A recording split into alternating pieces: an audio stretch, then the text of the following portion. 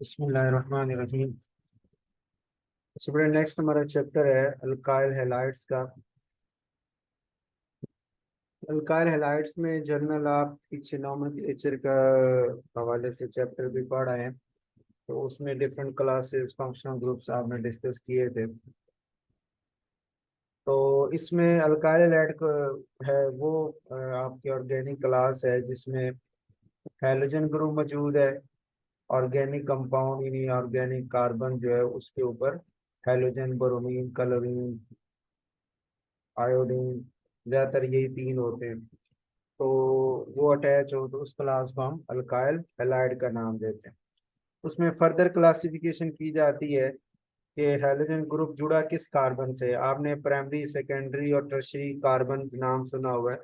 तो अगर alkyl halide primary carbon से जुड़ा हो, सेकेंडरी से या टर्शरी से, तो उसी के नाम की निस्बत से अल्काइल हैलाइड की भी तीन कैटेगरी बन जाती हैं: प्राइमरी अल्काइल हैलाइड, सेकेंडरी और टर्शरी अल्काइल हैलाइड। ये तो एक जनरल हल्का सा इंट्रोडक्शन है। आपके सिलेबस में फर्स्ट पॉइंट में मेंशन किया हुआ है preparation of alkyl halide. Alkyl halide के जो डिफरेंट मेथड्स हैं उनकी प्रेपरेशन जो है अल्काइल हैलाइड की थ्रू डिफरेंट मेथड्स। अच्छा, इसमें क्वेश्चन आपके पास दो तरह से हो सकते हैं। एक क्वेश्चन तो ये है कि आपको डायरेक्ट वो प्रेपरेशन का मेथड मेंशन करे और क्या इसको एक्सप्लेन कर दे, इसका मैकेनिज्म बता दें। एक सवाल पूछने का अंदाज ये है। और दूसरा पूछने का अंदाज ये है कि आपको कहे जी कि फलां कंपाउंड बनाना है फलां कला कंपाउंड से, तो आप कैसे बनाएंगे। तो फिर आपने आइडिया लेना है कि कौन सा मेथड इस कन्वर्जन को, इस चेंज को दे सकता है, अप्लाई हो सकता है। ठीक हो गया। दूसरा तरीका ये। और इसके चांस कम ही है कि आपको कहे कि right any two method, three method या फोर मेथड, इसके चांस कम है। या कुछ इसमें मशहूर पॉइंट हैं, शॉर्ट क्वेश्चन इंपॉर्टेंट बन जाते हैं। तो कुछ नेमिंग रिएक्शन के हिसाब से शॉर्ट क्वेश्चन बन जाता है, कुछ टर्मिनोलॉजीज आ जाती हैं स्पेसिफिक जिसकी वजह से शॉर्ट क्वेश्चन बन जाता है। तो शॉर्ट क्वेश्चन के तरस पे जो है वो सवाल ये हो सकता है इसमें। ठीक है। तो फर्स्ट है हेलोजिनेशन ऑफ अल्केन। ये वाला रिएक्शन आपने अल्केन्स वाले चैप्टर में सैचुरेटेड हाइड्रोकार्बन जो थे उसके अंदर भी ये डिस्कस किया था कि सनलाइट में जो हैलोजेंस हैं वो ब्रेक डाउन होकर फ्री रेडिकल प्रोड्यूस करती हैं और वो फ्री रेडिकल फिर अल्केन्स के साथ रिएक्शन करके डिफरेंट अल्काइल हैलाइड्स बना देते हैं। और वहाँ पे आपने ये भी डिस्कस किया था कि जो हैलोजन मुख्तलिफ हैं, क्लोरीन है, ब्रोमीन है, आयोडीन है, फ्लोरीन, चार हैं। ठीक हो गया। लेकिन ये जो हैलोजिनेशन वाला रिएक्शन है अल्केन का सनलाइट में, ये ज्यादातर हम क्लोरीनेशन से करवाते हैं या ब्रोमिनेशन, क्लोरीन या ब्रोमीन को यूज करते हैं। आयोडीन को इसलिए नहीं कर रहे कि वो उसको जो है ना वो सॉलिड फॉर्म में होता है।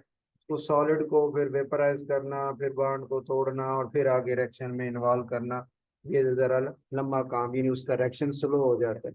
देखो, कलरीन पहले ही गैस होती है, उसके बाद को बस डायरेक्ट सनलाइट ने एनर्जी दे के तोड़ना होता है, वो रिएक्शन जल्दी कर जाती है। जो ब्रोमीन है वो होती तो लिक्विड फॉर्म में है, लेकिन ब्रोमीन के जो है वो वेपर्स वगैरह उड़ते रहते हैं ना, ब्रोमीन गैस की फॉर्म में बड़ी इजीली चली जाती है और उसको तोड़ना भी आसान। और जो रहेगी फ्लोरीन की बात, तो फ्लोरीन जो है उसमें फ्लोरीन का साइज है बहुत ज्यादा छोटा, छोटे साइज का होते हैं।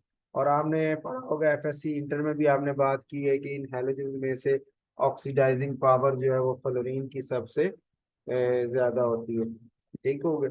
तो रेक्टिविटी के हिसाब से आपने बॉन्ड एनर्जी को भी देखा होगा, तो उसमें भी आपने बात की थी कि जो फ्लोरीन है का मालिक्यूल है वो क्लोरीन, ब्रोमीन और आयोडीन की निस्बत से जल्दी रिएक्शन कर जाता है। अब यहाँ ये बहस तो नहीं है इस वक्त, वो आप शायद उधर कहीं पीछे सैचुरेटेड हाइड्रोकार्बन में ये बात कर रहे हैं। हालांकि आयोडीन आयोडीन और आयोडीन का बॉन्ड जो है वो कमजोर है ना, बड़े साइज की वजह से। और फ्लोरीन फ्लोरीन का साइज छोटा होने से बॉन्ड मजबूत होना चाहिए। ठीक हो गया। लेकिन रिएक्शन करने की जब बारी आती है तो ये फ्लोरीन जल्दी रिएक्शन करती है, क्लोरीन उससे कम, ब्रोमीन उससे कम, आयोडीन सबसे कम। हालांकि आयोडीन का साइज बड़ा था तो इसकी रिएक्टिविटी सबसे कम होनी चाहिए थी। बाण को जल्दी टूटना चाहिए था और एक्टिविटी इसकी सबसे ज्यादा होनी चाहिए थी। ठीक हो गया। लेकिन यहाँ रिवर्स केस है ना, तो वजह यही है कि आप जब हीट एनर्जी दे रहे हैं तो फ्लोरीन पहले ही मालिक्यूल अलग अलग हैं, गैस फॉर्म है। आपकी दी एनर्जी सिर्फ एफ एफ को तोड़ने में इस्तेमाल हो रही। लेकिन आयोडीन के केस में वो सॉलिड फॉर्म है, तो पहले उस सॉलिड की जो आपस की अट्रैक्शन है उसको तोड़ा जाएगा, उसे वेपर में बदला जाएगा, फिर वेपर में जाने के बाद फिर बॉन्ड एनर्जी उसको दी जाएगी ताकि आयोडीन आयोडीन का बॉन्ड टूट सके और फिर आयोडीन प्रोड्यूस होगी और एक्शन चलेगा। तो इतने सारे काम के लिए फिर एनर्जी ज्यादा रिक्वायर है, तो इसलिए आयोडीन की रिएक्टिविटी कम हो गई, फ्लोरीन की रिएक्टिविटी उसकी निस्बत से ज्यादा मौजूद है। तो ये शॉर्ट क्वेश्चन के तौर पर सवाल हो सकता है इन हैलोजेंस के कंपैरिजन के हवाले से कि कौन ज्यादा रिएक्टिव है और कौन कम और किस वजह से। अच्छा, दूसरे नंबर पे रिएक्शन है addition of halogen acids to alkene. ये आपने अल्कीन वाले चैप्टर में अल्कीन्स की जो रिएक्शन थे उसके अंदर ये बात की थी, मार्कोनिकुस रूल की, और एक एंटी मार्कोनिकुस रूल, दो पढ़े थे आपने। मैकेनिज्म भी वहाँ आपने डिस्कस किया था कि मार्कोनिकुस रूल में आपने कहा था कि नॉर्मल अनसिमेट्रिकल अल्कीन हो जिसमें डबल बॉन्ड वाली दोनों कार्बन के ऊपर हाइड्रोजन एक जैसी ना हो, उसमें आप अनसिमेट्रिकल रीजन अप्लाई करें, यानी डिफरेंट पार्ट्स वाला, जैसे एच और है, बी आर और है, ऐड हो, तो फिर क्वेश्चन आता है कि एच ने कहाँ जाना है, ब्रोमीन ने कहाँ जाना है। तो वहां आपने इस रिएक्शन का मैकेनिज्म कार्बोकेटाइन की शक्ल में बनाया था कि हाइड्रोजन आपने दी थी, आपने कहा हाइड्रोजन जिस इस कार्बन को मिल जाए या इस कार्बन को मिल जाए, अगर इसे मिलेगा तो प्लस चार्ज यहाँ आएगा सेकेंडरी कार्बोकेटाइन, और अगर एच इसे मिलेगा तो प्लस चार्ज यहाँ आएगा वो प्राइमरी कार्बोकेटाइन। लेकिन चूंकि प्राइमरी से सेकेंडरी कार्बोकेटाइन ज्यादा स्टेबल होता है, इसलिए वो खुद ब खुद ही सेकेंडरी में शिफ्ट हो जाता था, प्लस चार्ज यहाँ पे आ जाता था, और जब बी आर माइनस आता है तो उसको यहीं पे पोजीशन मिलती है, वो यहाँ जुड़ जाता है। ये मार्कोनिकुस रूल था जो कार्बोकेटाइन बना के अकर हो रहा था। फिर आपने बात की एक एंटी मार्कोनिकुस एडिशन की, कि मैं एडिशन करना चाहता हूँ लेकिन इस तरह के जो ब्रोमीन है वो सेकेंडरी कार्बन पे नहीं बल्कि प्राइमरी पे अटैच और हाइड्रोजन सेकेंडरी पे हो, तो नॉर्मल वे में तो ऐसा हो नहीं सकता था, तो उसके लिए फिर एंटी मार्कोनिको एडिशन करवानी पड़ी।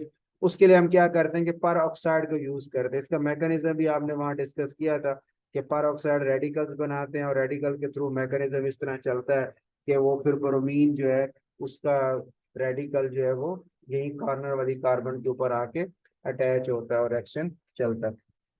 अब वो मैं दोबारा डिस्कस नहीं कर रहा चूंकि आप वहां पहले कर रहे हैं। अच्छा, order of reactivity of halogen acid की बात करें तो उसमें एच आई फिर H B R H C L, उसकी वजह क्या है? अगर ये शॉर्ट क्वेश्चन हो तो आपने ये भी डिस्कस किया था कि जो एच आई है वो स्ट्रॉन्गर एसिड है, एच बी आर उससे वीक है, एच सी एल उससे वीक एसिड है। तो जितनी एसिडिटी ज्यादा होने का मतलब कि एच प्लस आयन लूज करने की सलाहियत इसकी ज्यादा है। एच प्लस आयन जल्दी लूज करेगा तो फिर आगे गेन भी जल्दी कराएगा और एक्शन जो है वो भी जल्दी हो जाएगा। ठीक हो गई? इस वजह से स्ट्रॉन्ग एसिड मतलब स्ट्रॉन्ग रिड्यूसिंग एजेंट, और अल्कीन की अंदर के लिए एडिशन होने के लिए हाइड्रोजन भी वो बड़ी जल्दी प्रोवाइड कर देगा। ठीक हो गई? उसके बाद है तीसरे नंबर पे फ्रॉम अल्कोहल, अल्कोहल से अल्कीन बनाना हो। इसमें हमारे पास चार पांच मेथड आते हैं, ये आपने शायद पहले डिस्कस नहीं किए, अल्कोहल से अल्काइल हैलाइड बनाने वाले मेथड। उसमें क्या है, फर्स्ट मेथड है कि आप हैलोजन एसिड से रिएक्शन करवा दें, एच एक्स है ना, हैलोजन एसिड से रिएक्शन करवा दें तो अल्काइल एड और वाटर बन जाएगी। इसमें भी रिएक्टिविटी वही है, स्ट्रॉन्गर एसिड फिर उससे वीकर उससे वीकर। ठीक हो गया? और दूसरी तरफ जो है वो टर्शरी की रिएक्टिविटी ज्यादा है, फिर सेकेंडरी की, फिर प्राइमरी प्राइमरी की। उसकी वजह क्या है? इसकी बात तो मैंने आपको ऊपर अभी डिस्कस कर दी। और इसकी रीजन क्या है? आप कहेंगे सर मैकेनिज्म देखे ना, तो उसमें एच एक्स आके पहले वाटर को प्रोटोनेट करता है ओ एच को, और वाटर बन के निकल गया तो ये बन गया कार्बोकेटायन। कार्बोकेटायन में टर्शरी कार्बोकेटायन आपने पढ़ा था हाइपर कॉन्जुगेशन वाले टॉपिक के नीचे, कि टर्शरी कार्बोकेटायन ज्यादा हाइपर कॉन्जुगेशन की फॉर्म होने की वजह से वो ज्यादा स्टेबल है, सेकेंडरी उससे कम है, प्राइमरी उससे कम है। तो इस वजह से फिर एक्टिविटी भी उसी हिसाब से, जो ज्यादा स्टेबल होगा वो जल्दी बनेगा और आगे रिएक्शन भी जल्दी कर जाएगा। कार्बोकेटायन बना और कार्बोकेटायन ने फिर उस एसिड के नेगेटिव पार्ट के साथ जुड़ के ये अल्काइल हैलाइड बना दिया। अच्छा, आपको याद होगा एक रिएक्शन आपने डिहाइड्रेशन ऑफ अल्कोहल भी पढ़ा था जिससे आपने अल्कीन बनाई थी। अब यहाँ आप सवाल कर सकते हैं कि सर डिहाइड्रेशन ऑफ अल्कोहल भी तो हमने किया था, उसका मैकेनिज्म भी ऐसा ही था कि पहले एसिड ने प्रोटोनेशन करके कार्बोकेटायन बनाया था, फिर नेगेटिव पार्ट ने आके यहाँ से बीटा, यानी जहाँ कार्बोकेटायन है उसके साथ वाली पोजीशन से H+ को टेक किया था तो दरमियान में डबल बॉन्ड बन गया था, उसका ये मेथड था। ठीक हो गया। और यहाँ पे जो आपका है वो बी कार्बोकेटायन ही बना है, लेकिन इस वक्त नेगेटिव पार्ट आके इस कार्बोकेटायन के साथ सिर्फ अटैच हो रहा है, वो बीटा कार्बन को वहां से यहाँ से निकाल नहीं रहा, इस वजह से अल्कीन भी नहीं बन रही। ठीक हो गया। अच्छा, उसमें आपने यूज किया था H2SO4 को, H2SO4 को ऐड किया, यूज किया था ना, एज ए डिहाइड्रेटिंग एजेंट के तौर पे। तो उसने जब H+ आयन दिए थे, जिसने एक H+ आयन दिया, तो पीछे बचा HSO4-। अब HSO4- जो था वो वहां जाके उससे लेके अपना प्रोटॉन एब्स्ट्रैक्ट कर लेता था बीटा से, और दरमियान में डबल बॉन्ड बना के वो अल्कीन जो है वो बन जाती थी डिहाइड्रेशन ऑफ अल्कोहल के अंदर ना। ये हमारा फिनो चल रहा था काम।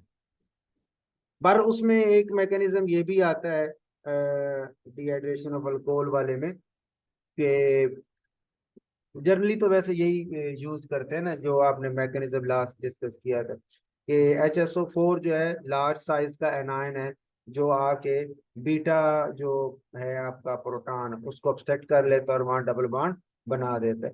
और यहाँ पे जो आप हैलोजन एसिड यूज कर रहे हैं, वो यहाँ पे आप एसिड जो यूज कर रहे हैं वो हैलोजन एसिड है, HCl HBr HI, जो कि डिहाइड्रेटिंग एजेंट के तौर पे इस्तेमाल नहीं होते।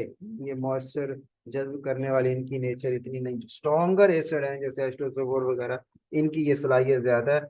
बाकी जो है उनके जो वीक एसिड होते हैं उनकी सलाहियत ये डिहाइड्रेशन की कम हो जाती है। तो यहाँ फाइनली ये कह सकते हैं कि सर वहां पे जो मैंने लिया है कंसंट्रेटेड सल्फ्यूरिक एसिड, तो उसका जो H+ देने के बाद जो पीछे कॉन्जुगेट बेस बची हुई है, वो H+ लेके H2SO4 दोबारा जनरेट करती है, वो डायरेक्ट कार्बोकेटायन के साथ अटैच नहीं हो रही। ठीक हो गया उस केस में। और यहाँ पे जो X- है वो बड़ी आसानी से अटैच हो जाते हैं। पर उसके लिए एक और मेथड भी हम यूज करते हैं, ZnCl2 को भी यूज किया जाता है इसी काम के लिए ना। इसका मकसद सिर्फ ये है कि वो कह रहे हैं जो HBr और HI है ना, ये है स्ट्रॉन्गर एसिड HCl की निस्बत से, तो ये तो बगैर ZnCl2 के भी आपको ये अल्काइल हैलाइड प्रोड्यूस कर देते हैं। लेकिन जो HCl है वो ZnCl2 की मौजूदगी में ही रिएक्शन करता है, और करके ये प्रोड्यूस करता है। और रिएक्शन उसका फिर इस वे में चलता है कि ZnCl2 लेवस एसिड है ना, तो लेवस एसिड हम उसे कहते थे कि जो इलेक्ट्रॉन पेयर ले सकता है। ठीक हो गई। तो ये आपके पास जो लोन पेयर है वो यहाँ जिंक के साथ कोऑर्डिनेशन होके ये लेके लोन पेयर जिंक की तरफ चला जाता है, ये इस तरह का प्रोडक्ट बन जाता है। फिर नेक्स्ट टाइम में Cl- आके ओ आर के ऊपर अटैक करता है, तो RCl बन गया, और ये ZnCl2 और OH अलग हो गए। फिर यहाँ से H+ आके OH से वाटर बना देता है और ZnCl2 को फ्री कर देता है। दूसरे लफ्जों में आप ये कह लें कि OH ग्रुप जो अल्कोहल में मौजूद है ना, अल्कोहल के अंदर जो OH ग्रुप है ये गुड लिविंग ग्रुप नहीं है। तो इसको गुड लिविंग ग्रुप बनाने के लिए, यहाँ पे आपने गुड लिविंग ग्रुप बनाने के लिए H+ दिया, ताकि वो H2O में बन जाए, ये गुड लिविंग ग्रुप बन गया, इसके निकल जाना आसान, और कार्बोकेटायन बन गया। और यहाँ कैटलिस्ट जो था उसने भी यही काम किया है कि उसकी कोऑर्डिनेशन करके उसे गुड लिविंग ग्रुप बना दिया। Cl- आया तो आर ने बड़ी आसानी से उसको छोड़ दिया, और ये हमारा प्रोडक्ट बन गया। और बाकी जो OH के साथ उसका प्रोडक्ट बना हुआ था वो H+ लेके कैटलिस्ट को अलग कर देता है, और वाटर जो है वो अलग हो जाता है। ठीक होगी। अब यहाँ उसने एक जुमला लिखा ना, क्योंकि जैसे प्राइमरी सेकेंडरी और टर्शरी में, प्राइमरी टर्शरी की रिएक्शन करने की पावर ज्यादा है, तो कह रहे टर्शरी अल्कोहल अगर आप लेते हैं तो HCl के साथ वो रिएक्शन कर जाता है, ZnCl2 की भी जरूरत नहीं पड़ती, क्योंकि टर्शरी वाला जो कार्बोकेटायन है या कार्बोनियम आयन है वो ज्यादा स्टेबल होते हैं, तो जल्दी रिएक्शन हो जाता है। ठीक होगा। इसके अलावा कहता है अल्काइल ब्रोमाइड आपने बनाना है तो फिर HBr से रिएक्शन करवा लेते हैं हम, लेकिन वो फिर थोड़ा सा उसमें H2SO4 कंसंट्रेटेड सल्फ्यूरिक एसिड भी ऐड कर लेते हैं। ठीक हो गया। और वो भी डायरेक्ट मूवमेंट नहीं करते, बल्कि हम साल्ट ले लेते हैं ब्रोमाइड का, H2SO4 दोनों का रिएक्शन कर हो के वो HBr बना, और HBr फिर अल्कोहल के साथ रिएक्शन करके अल्काइल ब्रोमाइड बना देता है। इस तरह तीसरी कैटेगरी थी अल्काइल आयोडाइड वाले की, तो उसमें वो कहता है कि आपने अगर अल्कोहल से प्रिपेयर करना है तो सिर्फ HI आप उसमें यूज कर लें। लेकिन मसला ये है कि जो आपके अल्काइल हैलाइड हमें पास आता है उसकी यील्ड थोड़ी कम होती है। उसकी वजह क्या है कि reduction of alkane by H I, कि जो अल्केन है, रिडक्शन टू अल्केन, ये अल्कोहल से अल्काइल हैलाइड बनता है, लेकिन अल्काइल हैलाइड फिर एच आई से जो है वो उसकी रिडक्शन करके मजीद उसे अल्केन में बदल देता है। अल्काइल हैलाइड का प्रोडक्ट भी बनता है और बड़ी जल्दी बनता है ना, वो हमने पीछे बात की कि एच आई का रिएक्शन फास्ट है। लेकिन दूसरे दूसरे उसकी साइड इशू ये था कि एच आई जो है वो अल्काइल आयोडाइड से मजीद रिएक्शन करके उसकी फर्दर रिडक्शन करके उसे अल्केन में बदल देता है, तो अल्काइल आयोडाइड के बनने के चांसेस कम हो जाते हैं। ठीक हो गई। दूसरा तरीका, ये एक तरीका हमने कहा halogen alcohol with halogen acid. दूसरा तरीका, अच्छा इसमें आपका क्वेश्चन जैसे ये जिंक क्लोराइड का मैकेनिज्म का हो सकता है, ये इसका टर्शरी प्राइमरी सेकेंडरी आर्डर कैसे और क्यों है, एच आई का आर्डर क्यों है इस तरह। ठीक हो गया। फिर इसके अलावा ZnCl2 के साथ करते हैं तो HCl जो है वो इसके बगैर नहीं करता, लेकिन टर्शरी के साथ करे तो HCl इसके बगैर भी कर जाता है, क्यों करता है। ठीक है। HBr के साथ करवाना है तो H2SO4 थोड़ा सा लेते हैं हम स्मॉल अमाउंट में ना, वो लेके तो उसको रिएक्शन करवा रहे होते हैं। तो इसके अलावा एच आई जो है उसका हालांकि सबसे स्ट्रॉन्ग एसिड है, लेकिन उसकी यील्ड कम क्यों आती है, उसमें आपने बताया कि वो फर्दर अल्केन की रिडक्शन करके इस वजह से कम हो जाता है। ठीक हो गया। इसी तरह एक और तरीका कि सोडियम या पोटेशियम आयोडाइड जो है उनको फास्फोरिक एसिड से रिएक्शन करवाएं तो भी एच आई प्रोड्यूस हुआ, तो वो अल्कोहल से रिएक्शन करके अल्काइल आयोडाइड K3PO4 और वाटर बना देता है। लेकिन अच्छा इसका फायदा क्या है कि जो ऊपर हमें मुश्किल आ रही थी ना अल्काइल आयोडाइड बनाने की, कि वो एच आई जो उसको आगे फर्दर कन्वर्ट कर देता था अल्केन में, तो कह रहा है कि अगर हम अल्कोहल को हीट करें सोडियम या पोटेशियम आयोडाइड इन 95% फास्फोरिक एसिड के अंदर ये ले, तो फिर आपका जो है वो एसिड ज्यादा है 95% फास्फोरिक, और आपका सोडियम या पोटेशियम आयोडाइड जो है ना वो वहीं पे तो बनेगा एच आई, और एच आई बन के साथ ही अल्कोहल से रिएक्शन कर देगा, लेकिन एच आई चूंकि हमने एक्सेस में नहीं लिया हुआ, ठीक है, एक्सेस ना होने की वजह से वो फिर फर्दर आगे रिएक्शन प्रोसीड नहीं हो पाता। दूसरी कैटेगरी है जी alkyl halide from the reaction of alcohol with phosphorus halide. Phosphorus के हैलाइड होते हैं ना दो तरह के, एक ट्राई हैलाइड है और एक पेंटा हैलाइड है। ये PBr3 या PI3 या PCl3 ये ट्राई हैलाइड है। इसी तरह PCl5 या PBr5 या PI5 ये पेंटा हैलाइड है। तो दोनों के दोनों जो है वो अल्कोहल सिलेक्शन करके उसे अल्काइल हैलाइड और एसिड में कन्वर्ट कर सकते हैं।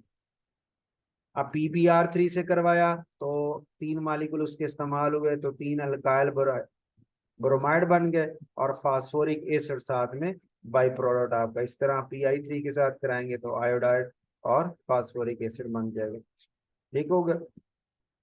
अब वो कहते हैं ये जो दोनों PBr3 और PI3 है ये हम प्रोड्यूस करते हैं, ये सीटो का वर्ड पीछे भी आया था, ये KHBrNC2। सीटो का मतलब ये होता है कि हमने ऐड नहीं किया, बल्कि रिएक्शन के दौरान ही वो खुद ब खुद प्रोड्यूस हुआ और साथ ही रिएक्शन कर गया।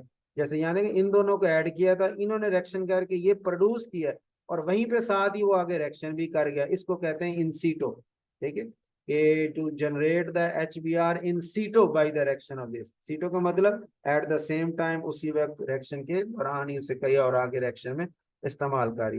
यही बात वो यहाँ कर रहा है कि जो PBr3 और PI3 है ये हम in situ by the addition of bromine and iodine to red phosphorus, red phosphorus में बोरोमीन आयोडीन ऐड करें तो ये प्रोडक्ट मिल जाते हैं और वही आगे फिर अल्कोहल के साथ रिएक्शन कर जाता है। अच्छा यही रिएक्शन हम SOCl2 जो है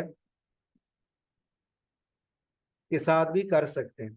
ठीक होगा। लेकिन इन इन इसका मैकेनिज्म आप डिस्कस करें देखें तो इनमें कार्बोकैटायन जो है वो फॉर्मेशन नहीं होती। इसका फायदा ये हुआ कि कार्बोकैटायन नहीं है तो फिर रीअरेंजमेंट के चांसेस भी नहीं है। ये बात पीछे भी आपने बात की थी डिहाइड्रेशन वगैरह के अंदर भी, कि कार्बोकैटायन चूंकि बनता है ना, तो कार्बोकैटायन अगर प्राइमरी है सेकेंडरी में शिफ्ट हो सकता है, तो रीअरेंज होके अपने स्ट्रक्चर को थोड़ा बदल के वो सेकेंडरी में चला जाएगा, या सेकेंडरी वाला आगे टर्शरी में जा सकता है तो टर्शरी में चला जाएगा। यानी मोस्ट स्टेबल कार्बोकेटायन की तरफ मूव करने की कोशिश करेंगे तो रीअरेंजमेंट आ जाएगी, मॉलिक्यूल का स्ट्रक्चर बदल जाएगा। ठीक हो। तो कह रहे चूंकि इन रिएक्शन में ये PX3 वाला और या SOCl2 वाला इनमें चूंकि कार्बोकेटायन बना ही नहीं है तो इसलिए रीअरेंजमेंट के चांसेस भी नहीं है। ये उसने मैकेनिज्म लिखा है, ये मैकेनिज्म आपका शॉर्ट क्वेश्चन में अलग से हो सकता है। ठीक हो गई कि अल्कोहल को PbR3 से करवाया, जो लोन पेयर है उसने ये पार्शियल पॉजिटिव वाले फास्फोरस पे अटैक किया, ब्रोमीन Br- निकल गया, Br- ने आके इसके ऊपर अटैक किया, तो ये CH2 और Br अल्काइल हेल्प ब्रोमाइड आपका बन गया, और OH जो है वो PbR2 और OH ये अलग हो गया। यानी एक इसमें से तीन ब्रोमीन में से एक ब्रोमीन निकल के वहां OH जुड़ गया। ठीक होगा, और वो निकली ब्रोमीन इस जहां से OH हटा था वहां पे अटैच होके अल्काइल ब्रोमाइड बना चुकी। इसी तरह इसके दो और मालिक्यूल इस्तेमाल होंगे, देखा ये टोटल तीन थे, तो तीन इस्तेमाल हुए, तीन ब्रोमीन यहाँ से निकल गई और तीन OH आगे जुड़ गए, तो तीन OH जुड़ेंगे तो ये स्ट्रक्चर H3PO3 फार्मूला उसका बन जाएगा। ठीक हो गई। Primary and secondary alcohol react with thionyl chloride in the presence of pyridine to form alkyl halides के थायनाइल क्लोराइड के साथ रिएक्शन करवा लें SOCl2 के साथ, तो हमें अल्काइल हेलाइड जो है वो मिल जाता है in the presence of pyridine. Pyridine solvent के तौर पे भी यूज कर रहा है, और देखें ना इस पूरे मैकेनिज्म के अंदर प्लस माइनस चार्जेस भी घूम रहे हैं, तो चार्जेस घूमने की वजह से फिर मीडियम का थोड़ा पोलर होना भी चाहिए। ठीक हो गए, ताकि जो है ना वो चार्जेस को बैलेंस भी कर सके। तो पिरिडीन में जो नाइट्रोजन है वो लोन पे रखने वाली जो नाइट्रोजन है वो प्रोटॉन लेके प्लस में कन्वर्ट हो सकती है। ठीक हो गए, तो अब हुआ ये कि अल्कोहल का थायनल क्लोराइड से रिएक्शन करवाया, ओवरऑल ये रिएक्शन लिखा हुआ है, ये उसने मैकेनिज्म बताया। ये आपने FSC में भी ये रिएक्शन किया हुआ है कि अल्कोहल का लोन पेयर सल्फर जो इस वक्त पार्शियल पॉजिटिव चार्ज में उस पर अटैक करता है। ठीक हो गई, तो आपके पास यानी ऑक्सीजन का लोन पेयर सल्फर से आगे जुड़ गया, ये ऑक्सीजन सल्फर से जुड़ गई, और Cl यहाँ से निकल गया, Cl- हो गया, ये शक्ल है। फिर अगले स्टेप में Cl- आती है, आके इसके ऊपर अटैक करेगी RCH2 अल्काइल हैलाइड के ऊपर, तो अल्काइल आपका हैलाइड बना देगी, और ये OH आपका वैसे ही है जो बाद में रीअरेंज होके Cl जो है वहां से SO2 प्रोड्यूस कर देता है, और Cl जो है वो H+ से मिलके HCl की फॉर्म में निकल जाती है। ठीक है, ये मैकेनिज्म इस तरह भी आप कर सकते हैं, या एक और इसको मैं आपको शो कर सकता हूँ।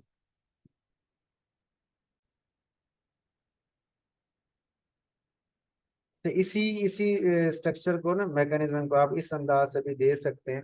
ये कार्बोक्सिलिक एसिड के साथ ड्रा हुआ है, लेकिन मैकेनिज्म अल्कोहल की देन आप यही समझे कि ये OH अल्कोहल वाला। तो लोन पेयर ने सल्फर पे अटैक किया तो Cl को वहां से निकाल दिया, Cl- अलग हो गए, और H+ भी साथ आपका रिमूव हो गया।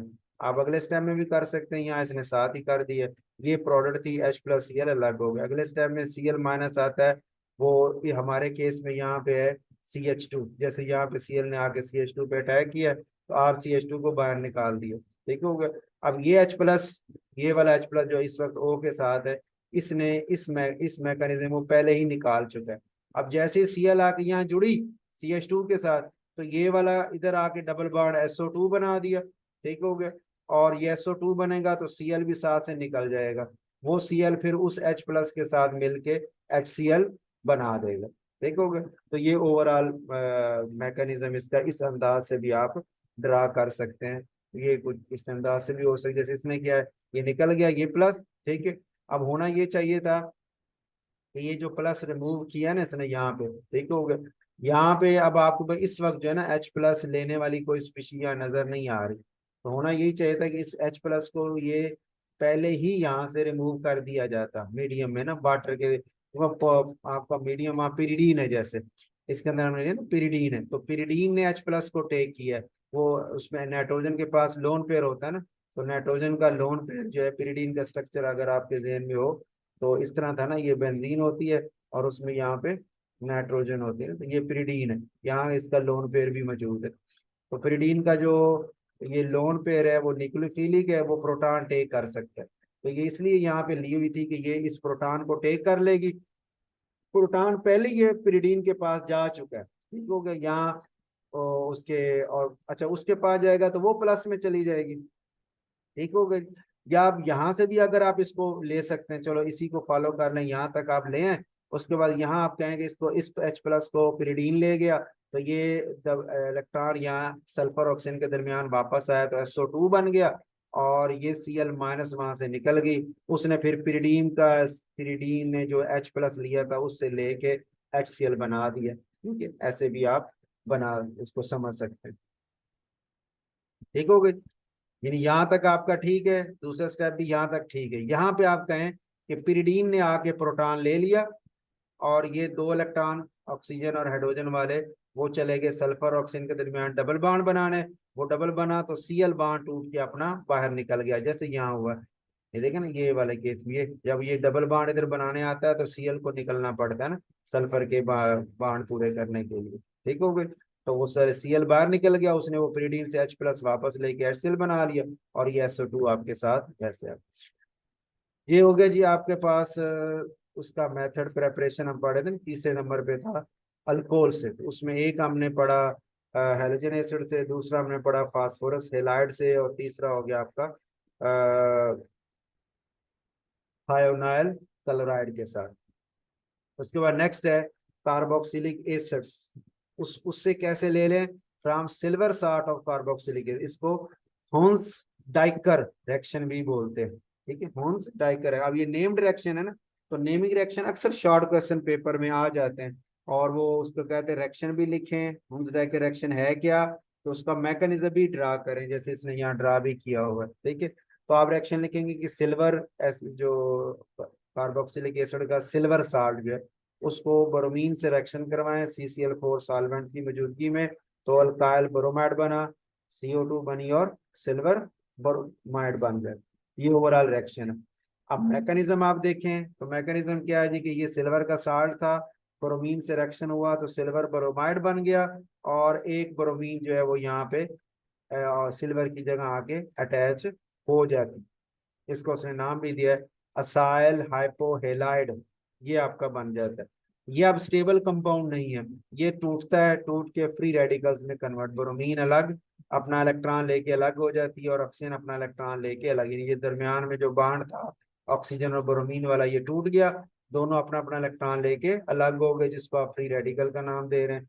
अच्छा, अब ये जो फ्री रेडिकल यहाँ बना हुआ है ऑक्सीजन के ऊपर, तो आप कहेंगे सर ये कार्बन आर और कार्बन वाला बॉन्ड भी टूट जाएगा इसी तरह, कि कार्बन वहां से एक इलेक्ट्रॉन लेके आएगी यहाँ पे, और इससे शेयर करके CO2 बना लेगी, और आर का इलेक्ट्रॉन उसे दे देगी, तो आर का रेडिकल बन जाएगा। ओके हो गई। अब आर के रेडिकल के बाद दो तीन चांस है। एक चांस तो ये कि इसी बने हुए Br रेडिकल के साथ मिलके RBr बना दे, एक चांस ये भी है, इसकी पॉसिबिलिटी है।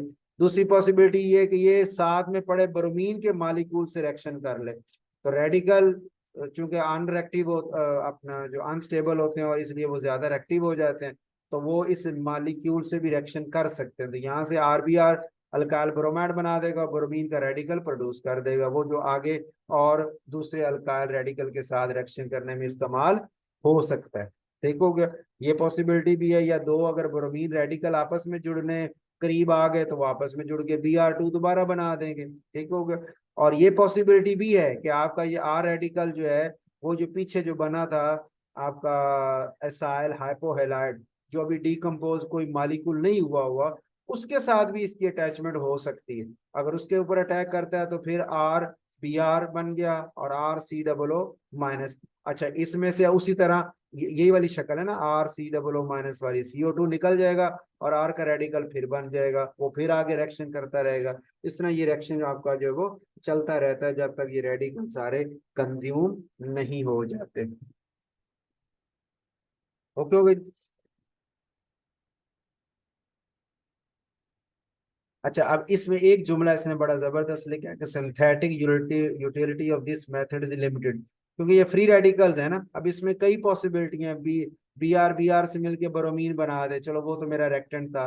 R और Br मिले तो R अल्काइल ब्रोमाइड बन गया, वो मुझे चाहिए था। ठीक हो गया, लेकिन ये भी तो है कि R रेडिकल एक और R रेडिकल दूसरा आपस में मिल जाए तो वो अल्केन बना दे, ये पॉसिबिलिटी भी है। तो इस तरह के मल्टीपल प्रोडक्ट होने की वजह से हमारे पास यील्ड भी बहुत कम हो जाती है, मेन प्रोडक्ट जो हम चाहते हैं उसकी यील्ड काफी कम हो जाती है ना, इधर उधर कंज्यूम होने की वजह से आपके रेडिकल्स के, आपके जो इंटरमीडिएट्स हैं वो इधर उधर रिएक्शन कर रहे हैं, जिसकी वजह से जो हम बनाना चाह रहे हैं उसमें वो थोड़े जा पाते हैं, तो यील्ड कम हो गई।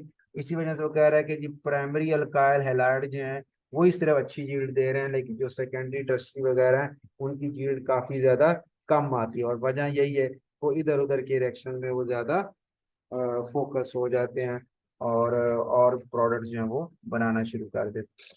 पांचवा है हेलाइड एक्सचेंज, कि अल्काइल हेलाइड आपके पास जैसे ब्रोमाइड हो और उसको आपने आयोडाइड में बदलना है, तो सोडियम आयोडाइड या पोटेशियम आयोडाइड साल्ट से आप रिएक्शन करवा दें तो अल्काइल आयोडाइड बन जाएगा प्लस सोडियम ब्रोमाइड बन जाएगा। ये जो साल्ट है वो प्रेसिपिटेट होके नीचे बैठ जाएंगे, क्योंकि एसीटोन में अंदर साल्ट तो हल नहीं होना, अल्काइल हैलाइड जो है वो ऑर्गेनिक पार्ट है उसने हल हो जाना है। तो वो हम फिर NaCl NaBr जो है वो प्रेसिपिटेट्स को अलग कर लेंगे और बाकी हमारे पास एसीटोन को एवापोरेट कर देंगे, तो पीछे अल्काइल आयोडाइड आपका बच जाएगा। यहाँ पे एक शॉर्ट क्वेश्चन भी बड़ा अच्छा बनता है कि जनाब हैलाइड एक्सचेंज की जरूरत क्यों है।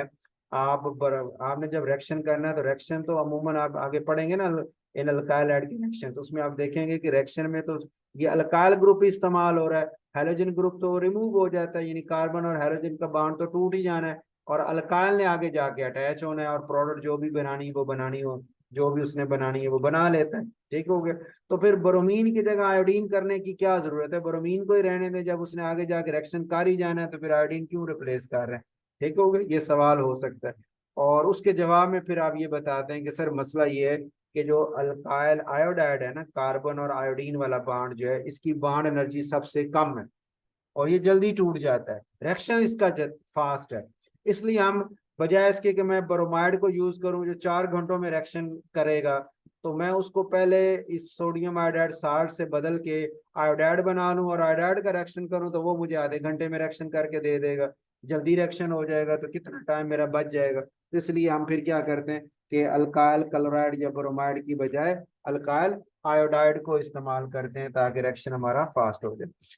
छठा है जी अलाइलिक हेलोजिनेशन, के अलाइल ग्रुप जो होता है ये आपने पढ़ा हो कि CH2 double bond CH group, अगर इतना ग्रुप हो तो इसको आप कहते हैं ना विनाइल ग्रुप, या इथीन से इथीनाइल ग्रुप भी कहते हैं या विनाइल ग्रुप। और इसके साथ अगर एक और कार्बन अटैच हो जाए और वो ग्रुप बन जाए तो उसको फिर नाम देते हैं अलाइल ग्रुप का। अला ये थे ना, ये देखिए CH2 डबल बॉन्ड CH तक विनाइल था, एक CH2 और आ गया तो ये अब अलाइल ग्रुप हो गया और साथ हेलाइड की वजह से इसका नाम अलाइल हेलाइड हो गया। कहते अलाइल हेलाइड आपने बनाना है तो आप अल्कीन जैसे प्रोपीन है, प्रोपीन को यूज करें, हेलोजिनेशन करें, हाई टेम्परेचर दें, तो फ्री रेडिकल्स की मैकेनिज्म इसका फ्री रेडिकल वाला होगा। तो फ्री रेडिकल के मैकेनिज्म से आप इसको अलाइल हैलाइड जो है वो उससे हासिल कर सकते हैं। ये रिएक्शन शायद आपने उस अनसैचुरेटेड कंपाउंड में वहां पे भी डिस्कस किया होगा, तो मैकेनिज्म इसका फ्री रेडिकल वाला ही है। ठीक होगा। अच्छा आप फ्री रेडिकल के हैं तो आप कहेंगे सर हैलोजन आप फ्री रेडिकल यहाँ अटैच कर रहे हैं तो इधर भी तो हो सकता है। ठीक है, लेकिन अगर ये रेडिकल यहाँ होगा ना, यहाँ रेडिकल होगा, तो फिर ये वाला इलेक्ट्रॉन इधर आएगा रेजोनेंस में। आपने ये रेजोनेटिंग स्ट्रक्चर भी ड्रा किए थे 3 कार्बन वाले ना, कि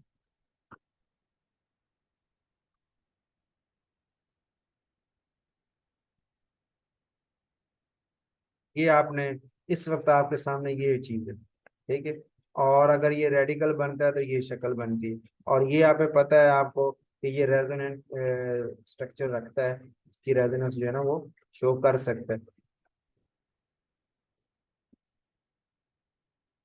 रेजोनेटिंग स्ट्रक्चर के अंदर ये इस तरह की शक्ल बना लेगा कि रेडिकल आपका इधर शिफ्ट हो जाता है। ठीक है जी, और डबल बॉन्ड आपका वो दूसरी तरफ शिफ्ट हो जाता है इस कार्बन की तरफ। ठीक है, तो अटैचमेंट वहां भी हो सकती है, वहां भी हो जाए, दोनों में से कहीं भी हो जाए, प्रोडक्ट आपका एक ही बनता है। ठीक हो गई। दूसरा है एन ब्रोमो सक्सीनिमाइड, NBS भी से बोलते हैं, सक्सीनिक एसिड होता है ना, सी ये COOH, यहाँ एसिड ग्रुप हो, यहाँ एसिड ग्रुप और सेंटर में 2 कार्बन, ये सक्सीनिक एसिड होता है। ठीक हो, तो उस एसिड का नाइट्रोजन से अमीन जो कंपाउंड बने इसको अमाइड बोलते हैं। ठीक हो गया। और ये सक्सीन ईमाइड इसलिए बोल रहे हैं, 2 कार्बोनल, वैसे तो एक अमाइड होता है सिंपल, एक कार्बोनल के साथ नाइट्रोजन, तो उसे अमाइड फंक्शनल ग्रुप का नाम देते हैं। और ये 2 के दरमियान में आ गया और सक्सीनिक एसिड से बना तो इसका नाम सक्सीनिमाइड हो गया। और नाइट्रोजन के ऊपर ब्रोमो ग्रुप जुड़ा हुआ है तो ये N से मुराद उसकी पोजीशन है किसकी, ब्रोमो की। कि सक्सीनिमाइड में एक ब्रोमो जुड़ा है, कहाँ जुड़ा हुआ है, नाइट्रोजन के ऊपर जुड़ा हुआ है, एन ब्रोमो सक्सीनिमाइड। तो एन ब्रोमो सक्सीनिमाइड से कराएंगे तो इसका मैकेनिज्म भी शायद आपने पीछे अल्कीन वाले में डिस्कस किया था, ये भी फ्री रेडिकल मैकेनिज्म को फॉलो करता है। एन और बी आर का बॉन्ड टूट जाता है, ब्रोमीन का रेडिकल प्रोड्यूस होता है, वो फिर आके इधर अटैच होता है और आपके पास अलाइल हेलाइड बना देता है। देखो अगर वहां से जो हाइड्रोजन रिमूव होती है वो आके इस नाइट्रोजन से जुड़ के इस तरह आपके इमाइड जो है वो सिंपल बना देती, सक्सीनिमाइड बन जाते हैं, ब्रोमीन वहां से रिमूव हो। तीसरा है बेंजीलिक हेलाइड जो है, यानी टॉलुइन जैसे है, इसका रिएक्शन कराएं हैलोजन से सनलाइट में। तो ये भी आपने एरोमेटिक हाइड्रोकार्बन में पढ़ा था कि अगर हैलोजन से रिएक्शन करवाएं सनलाइट में, तो अगर ऊपर ये मौजूद ना हो, अल्काइल ग्रुप ना हो, तो फिर तो बेंजीन के ऊपर ही 6 क्लोरीन लग गई थी ना और सारे डबल बॉन्ड सिंगल हो गए थे। लेकिन अगर ये ऊपर अल्काइल ग्रुप मौजूद हो तो फिर उसके फ्री रेडिकल ज्यादा स्टेबल होता है रेजोनेंस की वजह से, ये हमने शायद उस दिन बात की थी। इसलिए फिर इसी का ही प्रोड्यूस होता है ये रेडिकल जो है, और आपकी जो आने वाला हेलोजन है वो इसी एरोमेटिक रिंग के ऊपर जुड़े हुए अल्काइल ग्रुप के साथ ये अटैचमेंट शो करती है, रिंग के ऊपर मूव नहीं करती। ठीक हो गई। उसके बाद है क्लोरो मिथाइलेशन, लास्ट पॉइंट है, ये भी हमने एरोमेटिक हाइड्रोकार्बन के चैप्टर में डिस्कस किया था, इसका मैकेनिज्म भी थोड़ा सा डिस्कस किया था कि बेंजीन जो है वो फॉर्मल्डिहाइड से रिएक्शन करवाती है HCl की मौजूदगी में, जिंक HCl और जिंक क्लोराइड की मौजूदगी में, लेवस एसिड भी वहाँ मौजूद है। ठीक हो गया। ये SnCl2 भी हो सकता है, H2SO4 H3PO4 भी हो सकता है। ठीक हो गया।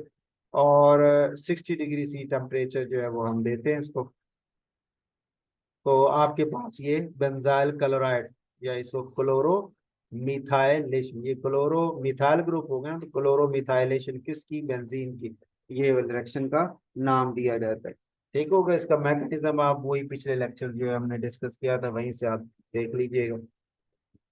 तो यहाँ तक आपकी जी प्रेपरेशन मुकम्मल होगी। क्वेश्चन मैंने आपको बता दिया, पूछने का अंदाज, या तो कोई रिएक्शन की हेडिंग दे दीजिए, क्लोरोमिथाइलेशन क्या होती है, रिएक्शन में एक्सप्लेन करें, इसका मैकेनिज्म बता दें, इस तरह सवाल आ जाएगा। या नंबर 2 पे होगा कि ये नेमिंग रिएक्शन, जैसे कि अभी ये नेमिंग रिएक्शन गुजरा आपका, ये होन्स डाइकर रिएक्शन क्या है और उसका मैकेनिज्म क्या है और उसका एप्लीकेशन क्या है, मतलब क्या आपको बना के देता है, प्रोडक्ट क्या देता है, ये भी उसकी एप्लीकेशन हो जाती है। ठीक हो गया, ये चीज होगी। तीसरी तरह का रिएक्शन आपका ये अल्कोहल के, देखें 3-4 मेथड थे, तो 3-4 मेथड में से आपसे वो पूछ सकता है अल्कोहल से अल्काइल हैलाइड बनाए बाय डिफरेंट 3 मेथड। ठीक है, तो उस हवाले से वो रिएक्शन आपसे पूछे जा सकते हैं शॉर्ट क्वेश्चन में या लॉन्ग क्वेश्चन में, ये सवाल हो सकते हैं। ये मैकेनिज्म वगैरह ये जितने यहाँ दिए हुए हैं ये आपने जरूर करने हैं। मैकेनिज्म क्या जो है ना पेपर में सवाल पूछा जा सकता है कि इसका मैकेनिज्म भी ड्रा करें। ठीक हो गया। तो अमूमन जो ज्यादा टिपिकल और डिफरेंट टफ जो मैकेनिज्म है वो नहीं आते, लेकिन जो सिंपल मैकेनिज्म है, सिंपल एक इलेक्ट्रोफाइल न्यूक्लियोफाइल वाले रिएक्शन और इस तरह के हैं, तो उनके आने के चांसेस भी ज्यादा होते हैं। जैसे यहाँ हमने जो डिस्कस किया ये वाला मैकेनिज्म आ सकता है, ये वाला हेलाइड वाला मैकेनिज्म आ सकता है। ठीक होगा। इसके अलावा कुछ 4-5 शॉर्ट क्वेश्चन मैंने आपको बताए हैं जो काफी इंपॉर्टेंट है, उनको आप कर लें तो इंशाल्लाह ये टॉपिक आपका क्लियर हो जाएगी। ठीक हो गई।